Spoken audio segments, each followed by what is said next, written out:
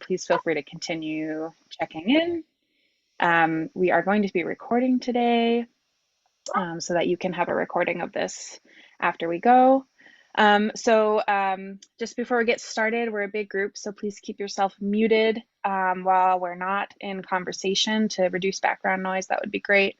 We'll have time after the presentation to chat with one another. We're so excited to be here with you today. My name's Casey. I'm a project coordinator for CFM. And if you're brand new to being in our space, the CFM is the Care Farming Network. And our mission is to advance the therapeutic uses of farming practices by connecting new and established agricultural-based programs and care farms to help build capacity, increase quality and effectiveness, and provide technical support. Today we're really excited to be kicking off our March Lunch and Learn series. So this webinar is the first webinar of that series, which is really focused on supporting care farmers with intellectual and developmental disabilities. So our members in the network work with various populations, but we are focusing this series on working with folks with IDDs in honor of March, which is Developmental Disabilities Awareness Month. And we also wanted to point out that this series is supported by a grant from Northeast SARE, which is helping us in our mission to build capacity for care farms in the Northeast, specifically serving IDD participants. All right, so today our webinar is all about conflict navigation and de-escalation. We're really excited to have Anna Shankowski here to share her wisdom on this topic with us. So I'm going to quickly introduce Anna and then I'll turn it over to her. Anna is a clinically licensed social worker in Michigan. She's worked in public schools for almost 20 years, and she also has experience with private therapy. She's a certified trauma-informed practices trainer and a restorative practices train the trainer. And as the founder and president of Healing Hearts Therapeutic Farm in Michigan, she utilizes many of these clinical skills within her own farm care program. So Anna, thank you so much for being with us today. As I mentioned, we'll have a good amount of time for Q&A after Anna presents. So feel free to put questions in the chat along the way or to just hold on to them. We'll be getting to that afterwards so that we can let Anna share her wisdom with us. All right, Anna, I'm going to turn it over to you now. Thanks again. Well, welcome everybody. I'm a little bit nervous, which is weird because I present all the time. But you all that are in this group, I just need to say that I have a very, very high respect for all that you do and the populations that you provide service and support and love to, because it is so very needed and it isn't an easy thing to do. So I first just want to say thank you to all of you for that. So thankfully, Casey's really good at like spell checking, so she helped fix the title before we got on here. So this is about uncomfortable confrontation, right? So we're going to talk about confrontation itself, what it means. Casey, if you don't mind to go to the next slide, she's presenting for me just because I talk with my hands and they need to be free. So you guys already know who I am, so we can go to the next one. There we go. So the agenda. So we're going to do, we kind of did introductions already. So we're going to go over some group norms. The reason I'm doing this with this group, I know you're all adults and you probably do this yourself, but this is something that I wanted to model because I do this anytime I work with any programs that come out to the farm with any age, any ability, disability, we go over group norms because that sets the expectations. And you just do it, you deliver it in a way that everyone can understand. So sometimes you have to adjust it. So we're going to talk about the goals for today, definition of confrontation itself, behavior, because behavior really is what's behind communication, right? They're the same thing. Practice scenario. Well, we were going to do practice scenarios, but we will not probably do that today. I don't know that we have time. If we do, we can do that. But I wanted to give you guys some really cool de-escalation tips. So when you're working with someone or if someone presents to you and they're showing the dysregulation, the frustration, the agitation, what can you do to help them? What tools can you do with them in the moment? Because we as the providers should be doing co-regulation when people that are our participants become dysregulated. And then mindfulness. So there's a little mindfulness activity I was going to walk you guys through if we have time. It's fun. It's a body scan. Has anyone heard of that? I can't really see everybody, but I'm just wondering if people have heard. It is the coolest thing ever. And what's really neat about it is that you can teach people to do it anywhere. Like the tools that I like to teach are tools that you can use in the grocery store, on a bus, when you're in a car, when you're working with animals, when you're planting plants, when you're doing all these things. I don't want everybody to feel like they need something that they carry in their pockets. I want them to have something that they carry in their hearts. So we teach a lot of things like that. Okay, you can go to the next one. So here's an example of group norms. So, we ask everyone to be respectful, limit side talk, maintain confidentiality. We talk about what that word means, right, to all populations, because it's important for people to feel safe that what they share stays with the group that they're sharing it with. So refrain from technology use, because these things go with us everywhere. You can be 5 and have this. So it's pretty crazy to me, like how many people have their phones constantly in front of them. I'm guilty of it as well. It's just the life we live right now. And then take care of your needs, right? If you need to go to the bathroom, please go to the bathroom. If you need to get a drink, please get a drink. So can somebody come off, like Casey, I don't know if you can help with this, or can somebody go off mute and give me an example of, because when we say be respectful, typically I ask my participants to describe to me what that looks like and what it sounds like. Have you guys ever done that? And when you do, what do you typically hear from your participants?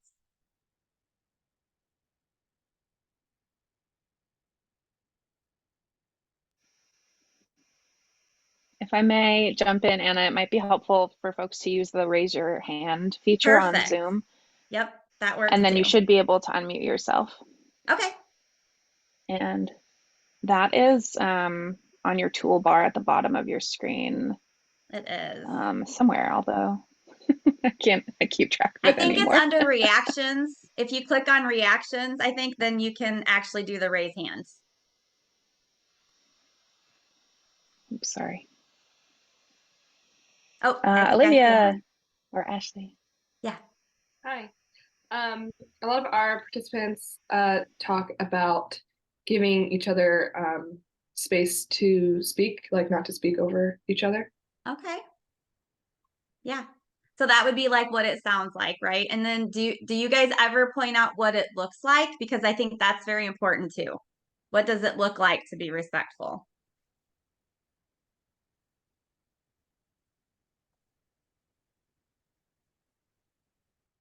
So some of the examples that I get from even our elementary students, some of the kids, the examples I get from our cognitively impaired kids that come out to the farm is what it looks like to be respectful is when someone is talking, like your body is fully paying attention to them. So your eyes are on them, your ears are on the open for them, your body is turned toward them. Like, so when it says be respectful, so what we teach is that it's a whole body experience, right? You guys, that is part of setting the regulation expectations. Okay, so even though it feels like group norms are silly at times, they're really not, because that's where you start with co-regulating with your program participants. It's like, building that foundation. Okay, you can go to the next one, Casey. All right, so goals for today. So better understanding of healthy confrontation. Now, a lot of people, they have a problem with that, those words being together, healthy confrontation, right? Because as we'll get into later, confrontation typically has a negative connotation to it. However, if you really break it down, which you'll see, it really is all about problem resolution. That's really what it is actually having a talk about something that you either disagree with, you don't understand, may have hurt your feelings. These are all types of confrontation. And the only way we grow is by being able to express those emotions and work through them. And every single person needs to know how to do this, right? And when I worked with my cognitively impaired groups that come out, those with some developmental disabilities, it seems that a lot of their frustration comes out with action, right? It's in behavior. most of the time. Maybe they say some things that don't make sense, or it's irritating or assaultive, aggravating, but really it's about another feeling that's fueling that. So we have to teach people to be able to do that. So recognizing behavior is communication. All behavior is a communication.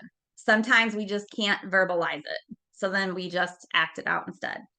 So we're going to talk about responsive interventions for emotional dysregulation. Now, when we co-regulate with people, with our participants, so we provide a steady balance to people that are feeling unbalanced. When we practice these regulation techniques, they actually help us as well at the same time, which is a beautiful thing, right? Because then everyone is finding their regulated state, which is when we get things done. That's when we can learn and work and be productive. Okay, we can go to the next one.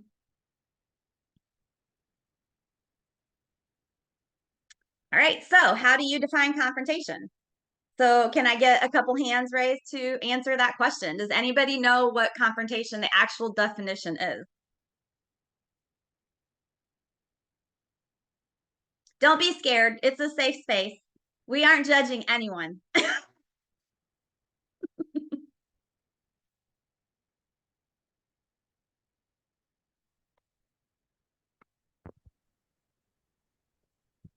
Is everybody too busy eating their lunch? Oh, I think there's a... I'll Hi! define confrontation. Please do. Gracie. Hi, Gracie. I know Latin. Oh, So okay. con or con means with, and front means same, when you put something out front. So that's when you come head on Together. or looking at something. Now, it does not have to be, we've shifted that word to meaning sort of aggressive or Yeah. negative, but it's not. No. That's not the original meaning. And I take it that what we're trying to do today is come back to, what that originally is that, talking or showing what you're feeling to another person in a sort of one-on-one face out, face Yeah. off. Oh my gosh, Gracie, that was beautiful. That was so good. Presentation done. We can just call it. Everyone can eat their lunch. Okay, so if you can go to the, did someone else have another explanation? I'm sorry, I can't see everybody on my screen. Was I missing anyone, Casey? I think I saw another hand raised, but it went down, so we're Okay. probably okay to move on. Okay, perfect. We can go to the next one. So this one kind of breaks down the definition. It's not as pretty as Gracie put it, but we'll just go with it because we put work into it. So confrontation, if you guys Google it and you look up this stuff, so the base word is confront, right? And then it got broken down even more. And it does mean having a conversation face to face, right? Like real time in the moment talking about something. So it's face to face dealing with problems or difficult situations, saying something to someone about something you've done that bothers you, okay, or something that they've done that bothers you. So it can be either way. It also means competition, which I was a little surprised about. So confrontation brings on, sometimes it can bring on this feeling of like who's gonna win, right? who's gonna win this conflict that's going on. So I think that's where that comes from. And there's like the word conflict is right there next. So those are the different definitions of the actual word. But I love that it's problem solving, right? Problem, deal with difficult situation, actually saying something. And saying something does not mean to be yelling, throwing, having a tantrum, screaming, threatening. It can be speaking in a very neutral tone, which is what we need to remember and teach to people that present with confrontation in an aggressive way. Okay, we can go to the next one, Casey. All right, so emotional response and behavior. So we talked about like that all behavior is communication. So it's also with the emotions. So when we're dealing with people that bring emotional trauma, right? So they have stuff that's going on in their world. They bring that with them in everything they do.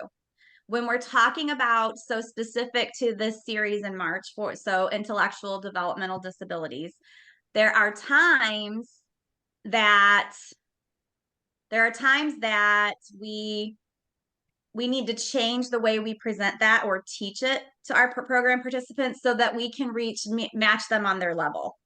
But the thing is we always have to take that on, is to attempt to teach it. So even if someone is on so for example, we have program participants I've worked with that have cognitive abilities in, the low 60s, high 50s. So I don't know how much you guys are aware of that, but that's very, very low. That's like first grade level work, maybe, if that, at times. So, they've got the language.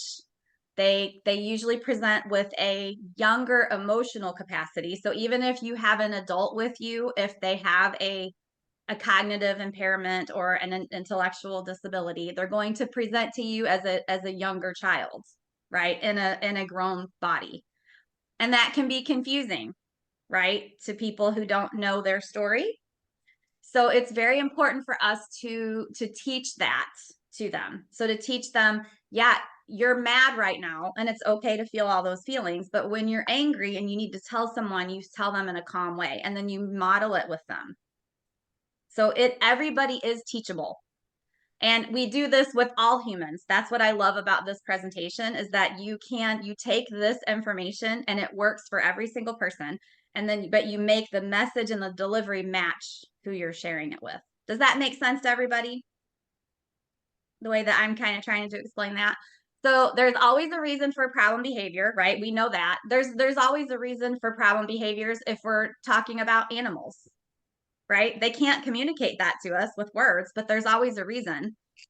There's always a reason if your vegetation is not growing correctly, right? There's always a reason if there's a problem with what you're trying to accomplish with that. And they can't communicate it to you either, but you have to figure it out. So there can be many reasons behind one specific emotional response. Learning to understand and interpret people's challenging behaviors. So that's big, big, big, is just learning to get to know your particular program participants and what they need from you. Challenging emotional behavior can be reduced with supportive responses and complete removal of judgment. So I cannot say that enough, that we need to be very neutral and we have to keep our bodies stable and regulated. Okay, you can go to the next one, Casey. So this little video clip is so funny. You guys will see some humor in it. I love to laugh. I think that it's very important.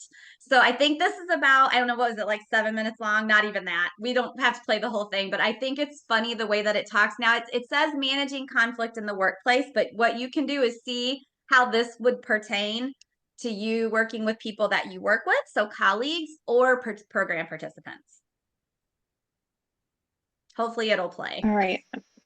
Yeah, I'm gonna, hopefully y'all can hear it, but Anna, will you let me know if the audio is not coming through? Yeah, of course. Okay.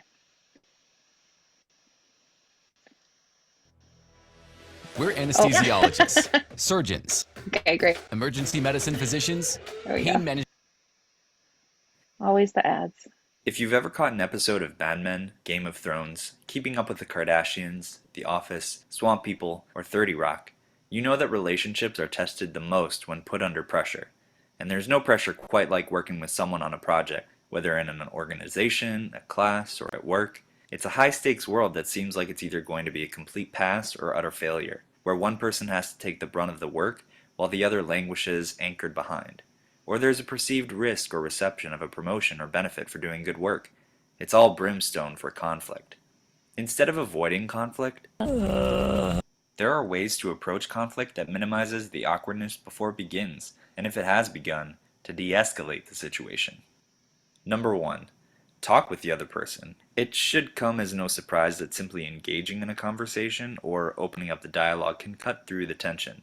Ask the person what works for them, their ideas, and if they disagree at all. Ooh, yeah. I'm gonna have to go ahead and sort of disagree with you there. Number 2. Identify those points of disagreement. Summarize those. Talk about where the line of disagreement comes and if there can be a compromise made. Don't get hung up too much on disagreement unless it is against the project or will completely derail the finished product. Your ideas are intriguing to me, and I wish to subscribe to your newsletter. But I think we have to go on a retreat anyway. Number 3. Develop a plan for the conflict. Start with the most important conflict and work your way down. This may take up more time but will be important in the success of your overall project. If you were a chick, who's the one guy you would sleep with? John Stamos. What? Did we just become best friends? Yup. You want to go do karate in the garage? Yup. Number 4. Understand the relationship. If you're having a conflict with a supervisor, schedule a time to talk and get to know them a little better. That'll give you the chance to learn a little bit more about their thought process and them as a person. If they're your peer, is there someone else around that knows this person? They could be a resource to help you develop a better relationship with the person you're working with. And finally, if you're a supervisor and you're having trouble with someone you supervise, set a meeting and be upfront with them. Be the leader and resolve the conflict before it gets too vile. Mr. Powers, you'll notice that all of the sharks have laser beams attached to their heads. I figure every creature deserves a warm meal. Dr. Evil, it's about the sharks. When you were frozen, they were put on the endangered species list. We tried to get some, but it would have taken months to clear up the red tape. You know, I have one simple request, and that is to have sharks with frickin' laser beams attached to their heads. Now, evidently, my cycloptic colleague informs me that that can't be done. Can you remind me what I pay you people for? Honestly, throw me a bone here. What do we have? Sea bass. Right.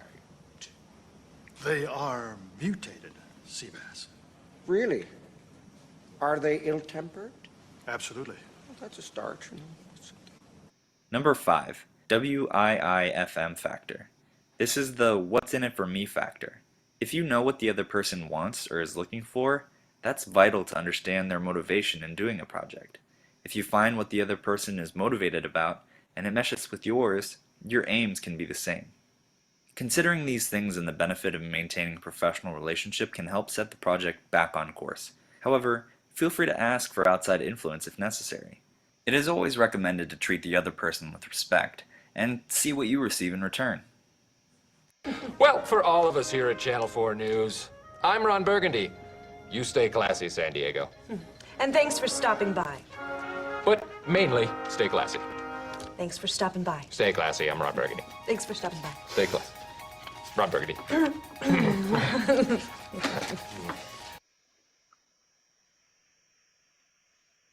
Okay, wasn't that fun? I like to take serious things and give a little bit of humor to them because we have to laugh through life a whole lot, I think. All right, so we can go to the next one, but because I kind of want to see if people will raise their hands and answer some of these questions. So you guys can answer any one of these 3 questions. So what stood out to you from the video? Have you experienced any of those types of conflict or a conflict that like when it says who you work with or your boss, you guys could put that in place of, you know, colleagues that help you at work, or when you're actually doing a project or a program participation and the people that you have participating are giving you a hard time or are getting upset about stuff. And then what is your initial feeling when you face conflicts? Who would like to be brave and share? It's hard sometimes, but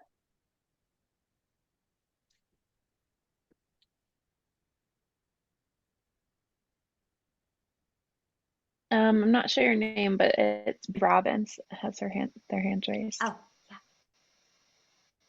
Hey there. Sorry you can hear chicks in the background, but We love chicks. Nice to meet you. Oh, I'm Bree, by the way. Nice to meet you guys.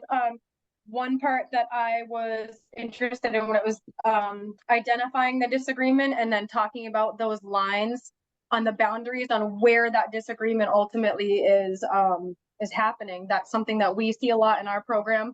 Okay. With just different people at different levels, and that's something we struggle with is Absolutely. just getting to the bottom of what our issue actually is, and then the next step of resolution and how do we feel, and then how can we move forward. So I really liked that part when they went into just defining lines and boundaries around the potential issue, like whether it's a miscommunication or a frustrating feeling or something like that. I love that too, because when they say draw the line, it kind of gives it a visual, right? Like it visualizes it to us so we can go, okay, this is where I am having a really hard time. And then you can actually sit down and say, okay, what is your hard time, right? And then you can present what is your hard time, and then we need to come up with an agreement. And we can do that, you guys, you can do that with preschoolers. Little tiny children can compromise, right, when they're led and they understand what the ideas are. And I think we have forgotten to teach that stuff to everybody. Like, we need to remind all humans that this is necessary for relationships. All right, Prospect Meadow East crew has their hand raised. Hey there. Hi. I'm Colin. Hey. We're over here at Prospect Meadow East. This is Sam. Hello. And we both have things to share. So I thought I would speak about the what's in it for me type of confrontation. Yes. We didn't coordinate what we were going to share. So we all frequently hear from our guys that there seems to be some sort of lack of incentive, and that is why they're less willing to participate with that group or in that activity. Okay. But what it really stems from most of the time is that they're just not entirely pleased with the activity, and they want to move on to something else. So typically when we face this type of conflict, they say, what's in it for me? And we say, well, it's paid work, so you get a paycheck. So there's no real reason for an extra incentive in this situation. But if you're less than pleased with this chore, there are a handful of things that we have every single day that they can work on independently or separate with a small group away from the big project for the day. I love that. I really loved that part of the video too. I'm glad that someone brought that up, because something that I'm hearing them say, and I could be totally wrong, I'm just going to process this, right? This is what you would do when you're talking. Okay, so I hear what you're saying is, this isn't fun for you.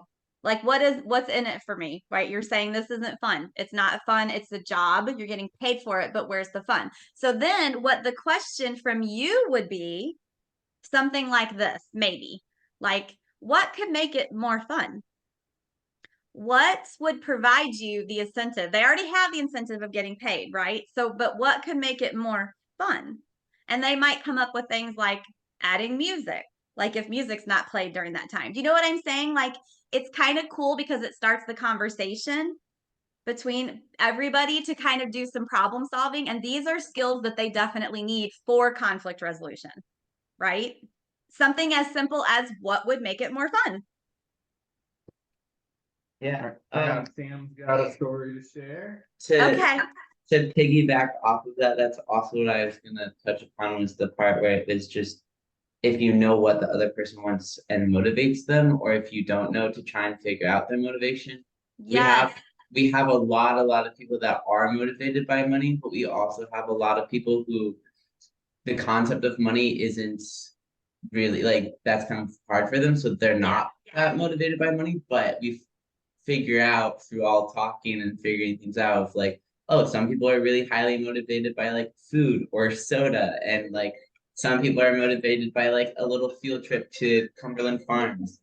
And I think like that also speaks to like even just my own motivation of work, is knowing that like if I was just motivated by money, like I could just have one of those jobs where I just sit around and I'm not doing anything and I'm bored. But I'm also motivated by working with people that I like to work with and talking to others and that. And so I think like, we can see that some people work better with others, who are their friends, and they like to work with their friends, but sometimes they get, off task. So I don't know. Anyways, I enjoyed that part of the video because it's like also trying to figure out, okay, maybe this conflict is because you're being really bored and you're working alone. Whereas now I can resolve this by putting you with a team of people that you can work well with and make new friends with. So yeah. I love that. Thank you so much. Yeah. Anybody else? Anything in the video? Anything stand out? You experienced a conflict that you want to share, or anybody want to share what your initial feeling when you face conflict? Does anybody love conflict? I've yet to find anybody that loves conflict. I have something to share. This is Gracie. I don't love conflict, but I don't mind it the way some people do. Okay. I'm perfectly, I know that people are going to have conflict. I'm 81 years old, and there's, I've experienced a lot in one way or another. So you've had one or two conflicts. I've had one or two, yeah. One or two. So I don't necessarily avoid it. In fact, I don't avoid it. I find it frequently to be an avenue, or to get actually to know somebody better after resolving it.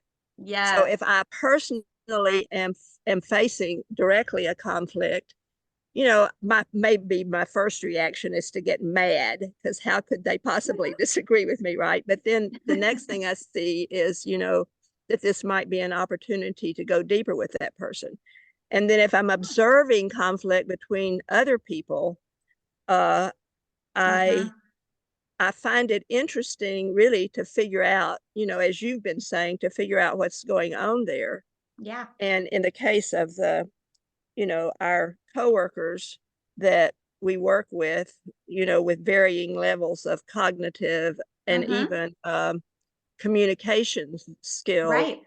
It's very interesting. I'm thinking of one case where an almost nonverbal, or speaks very little, Down syndrome 22-year-old is actually trying to get attention. He's trying to be part of the group, but other people see what he does as being interfering and sitting in front of them, so that they're not, so that they can't see. And so there's this reaction of him doing one thing, and then the response is, get back, don't get in front of me, and just observe. Yep. And in the case of the second person, we're I and other people are working so that that reaction isn't shoving the person, but that can initially happen, but just communicating, you are, please back up again. Exactly. Yes. And then also acknowledging that the first person is actually doing something, communicating in a way that a month ago they didn't do any kind of communication.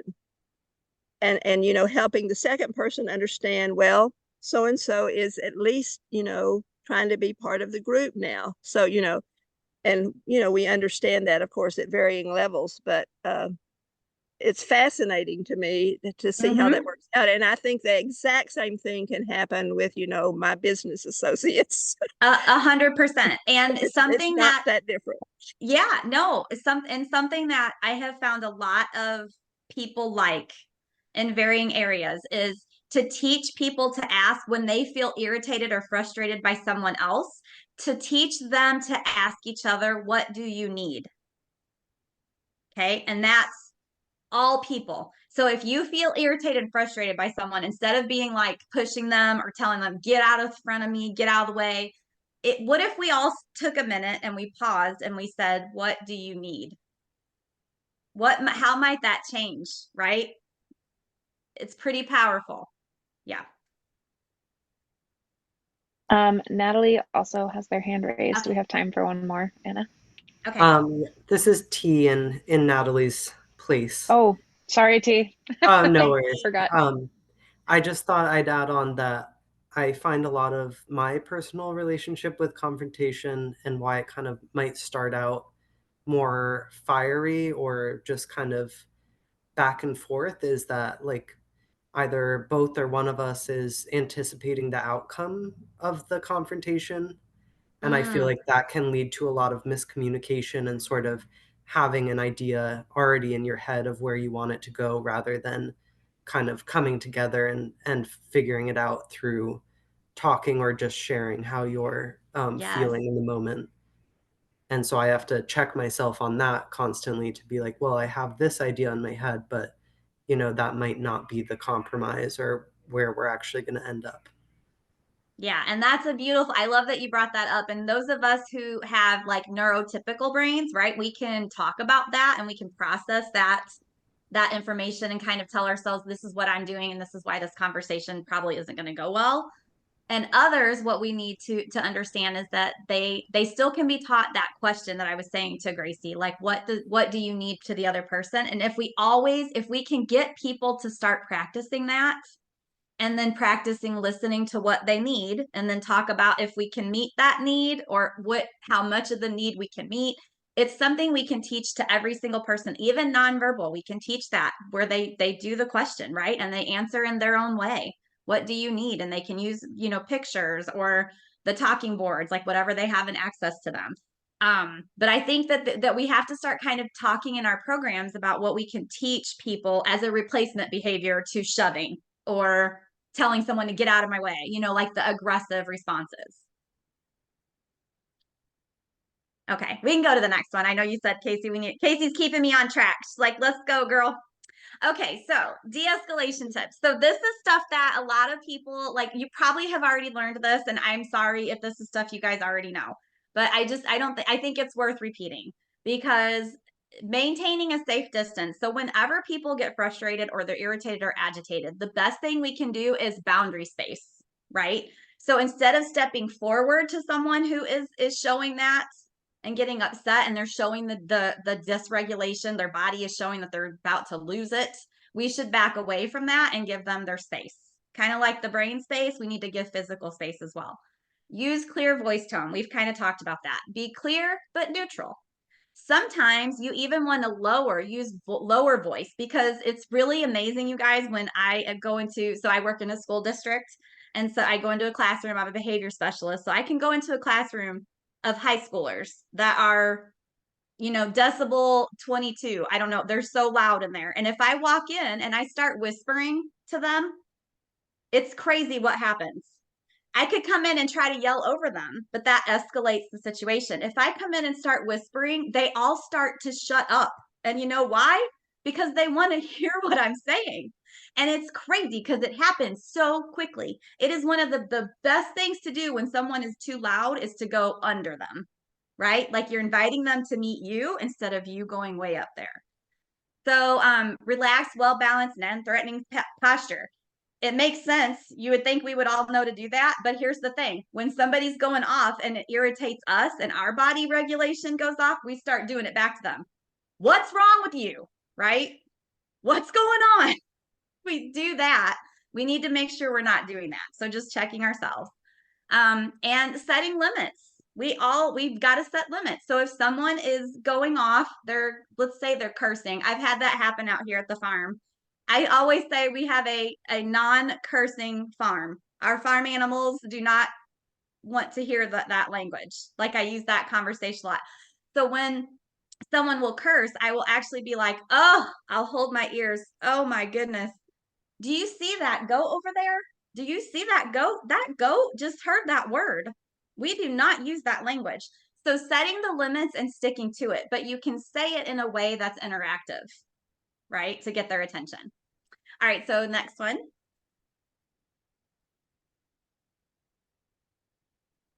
All right, so any times where you've used de-escalating tips. So I do want to kind of tell you guys that what I use a lot, I use music a lot. So I did send a little link that we can play if there's something available. Music is something that we have on our phones and at our hands pretty much all the time. So you can Google meditation, there's calming music, there's actually science behind certain tones that calm the brain. All brains. So it's really interesting. And when you go and look for this stuff, what I suggest is that you find some music that sounds nice to you. Okay, because I'm going to go back to the fact that we're co-regulating. So you don't want to play music that's going to make you feel like, oh, shut that off. Like I can't take it. Play music that calms you so that you can calm them, but also ask them what their favorite music is, right? Like it has to be appropriate and all that stuff. But typically I do the calming and meditation stuff. I choose things that do not have any words. And there's a reason for that, because we want the brain to go to a place where it's not having to function too hard, right? And when you add words, that turns our brains up more. Another de-escalation tip for you guys, you can teach this to anybody. So a lot of people like this. And if you look at you, everyone's got the clavicle bone right here, right? On you. And I don't know if you guys have noticed me doing this today at all, but this is, if you rub right here, there you go, Andrea. If you rub right there, so where it goes and it opens, there's the opening right there. The very tips right there. If you circle that, I'm telling you, if you do it in a place where it's quiet or when you're upset, you will literally feel tingles because it resets your entire body. It stimulates a calming sensation from the top of your head all the way to the tip of your toes. It's really, really cool. Now, most people absolutely love it. I've had some that are like, no, thank you, and that's fine. You can pick different things like tapping. So tapping like this is also a really, really good one. So you're crossing your midline, because our midline is, our middle. When you cross your midline, you're actually telling your left and your right brain to send synapses to each other. So you're activating the brain to actually come together. And that's something a lot of our disabled people need more of, is that. So you can teach a little bit of tapping. So they can tap their shoulders, they can cross and tap their knees. You can actually, if a situation's going on, you can actually startle it to stop it. So like go, whoa, if somebody's starting to yell or get loud, and then they'll look at you, right? Because it's a startle effect. It's actually a de-escalation trick. And when you get them, be like, oh, I need to do this. I just need to tap. And start modeling it to them. You completely will derail whatever is going on. Then you can have a conversation later. Does that make sense? Lots of different cool things that you guys can do. So this is where we could, if we have time for them to pop into groups for like 5 minutes, maybe they could share some examples in their program where they've done some de-escalation and what has worked, or in your real life when you've had to use some de-escalation tips and it's worked. What do you think, Casey? Do we have time or no?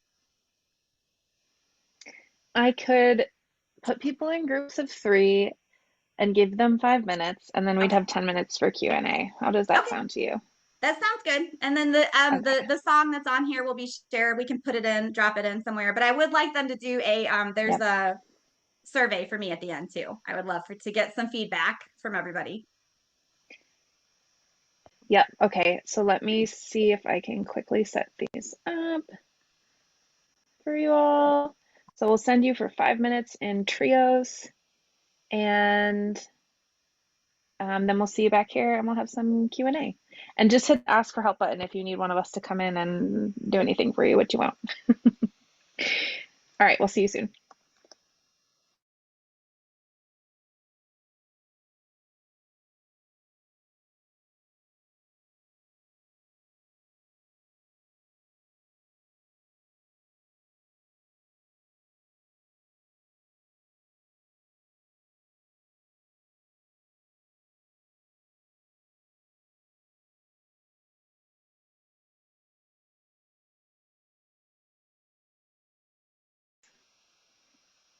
And do you know who Red Wiggler is? Is that Woody?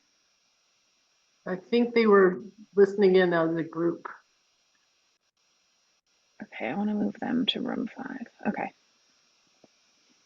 I'm trying to get Anna and Kate out of rooms with people. Yeah, there's Kate.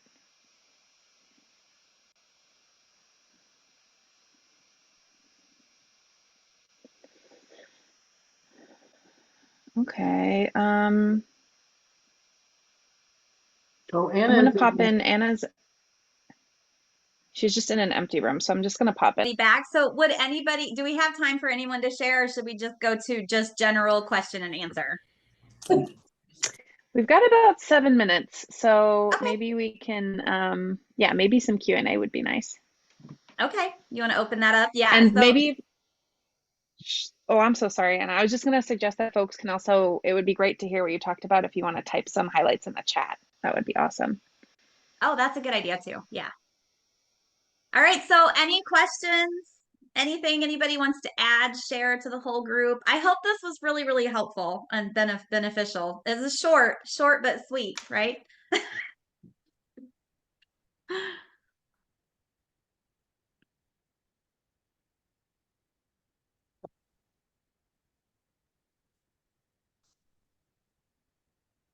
Yeah, real-time intervention, pausing the work, yes. Copy of the slides, absolutely.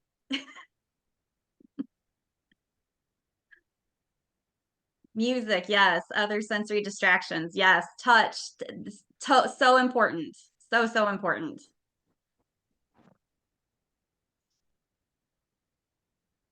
Oh, lullabies, I love that. Soft materials, yep. Stone to hold. You guys have come up with some good stuff.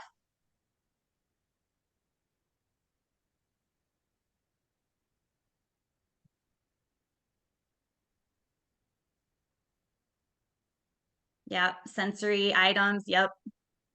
Fidgets. I love fidgets and I love distraction. It's very, very helpful. And on farms, we have lots of things we can use for distraction. Lot. Yeah.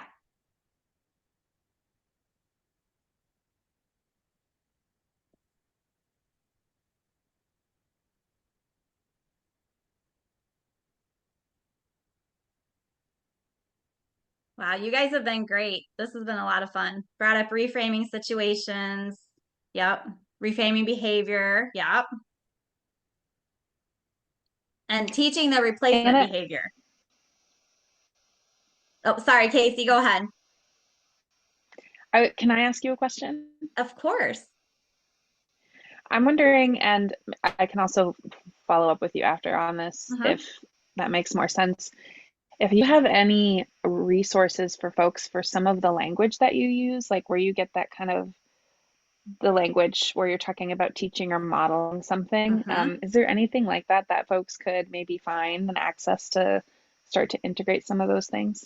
Yeah, I can do that. Some of the stuff that like you're talking about, like when I did the ears, right? Like, you know, and it's enforceable statements. It's basically like that kind of stuff. So I can send you guys some things because one of the things that we really do stress is that you can't control anything but yourself.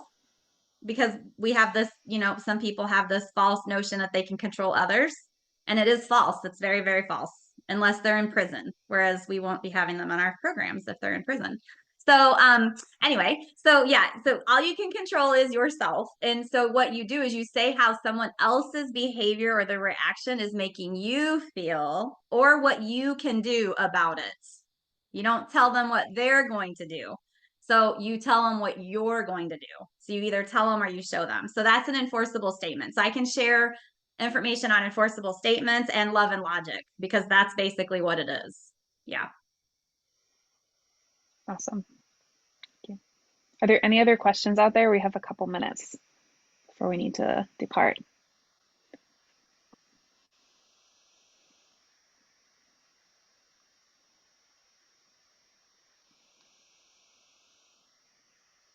Any suggestions Melanie. what to do when somebody gets violent? Yep. So Hi. when Go ahead. Yeah. So Katie, can you repeat that real quick? I'm sorry, I completely busted in there. Melanie, go ahead. No, you're fine. I think Melanie asked for suggestions if somebody is becoming violent. Is that right, Melanie?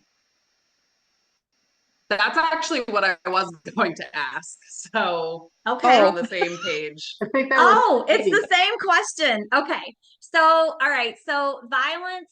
Okay. Can you Yes. give me a little bit more of a scenario? Like give me an example so that I can respond to that. So if I ask someone to do something and they've decided it's not something they want to do, instead of saying, no, I don't want to do that, they might throw something or throw something at me or knock something over or rip a plant out of the ground or just something that's an appropriate and physical response. Okay. So here's what you do. You make sure everybody is safe, right? So I talked about the boundaries and the physical spacing because when someone's irritated, they may chuck something and we don't want anybody getting hurt. So then you do the physical space and then you make a statement, something like this, right?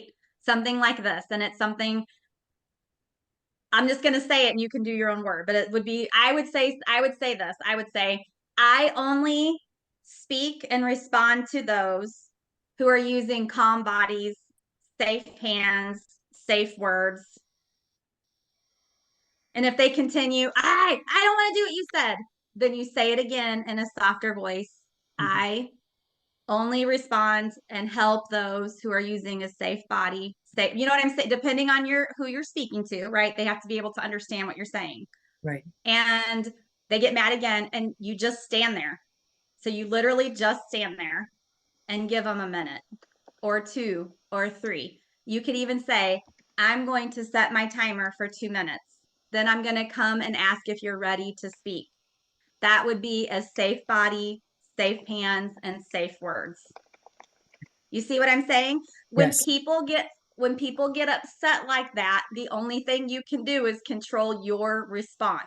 Right. So what you're going to try to do is set a different tone, your expectations, and just remain calm until they meet you where you're at. Okay. Does that make sense? Yes, it does. Is that something you can try? It feels kind of weird at first because it's not natural to speak that way. It takes Right. practice, right? Like, cause you're speaking in a way that's not typical. So it took me a couple years to really get comfortable in this type of language. Now I have lots of phrases that I use, and I'm telling you, they work because you're not giving them anything to argue about. There's nothing they can argue with you about when you're stating what you're going to do. Yeah. Yeah. Okay. Yeah. Give it a try. I will. Thank you. You're welcome. Everyone, Did that we're help right you at too, our Michelle? hour. Sorry, I just wanted to make sure we helped Michelle too Oh. because I know she kind of asked, right? Was that Michelle? I think it was Melanie. Melanie. I'm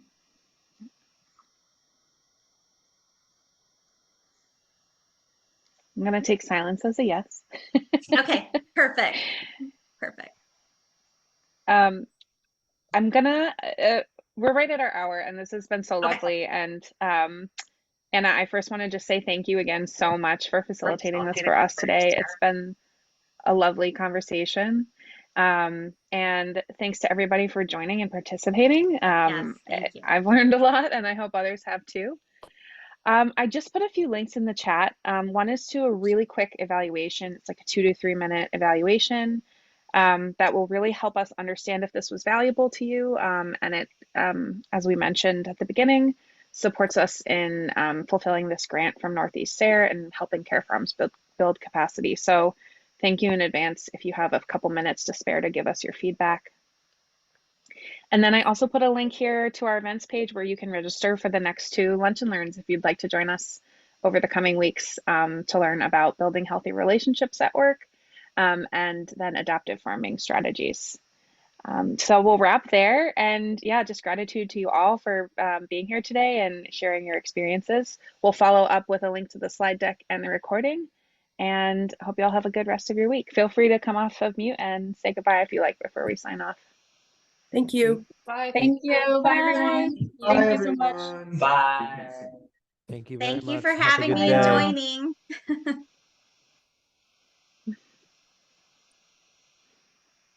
Anna S. Since I'm Yes. still on,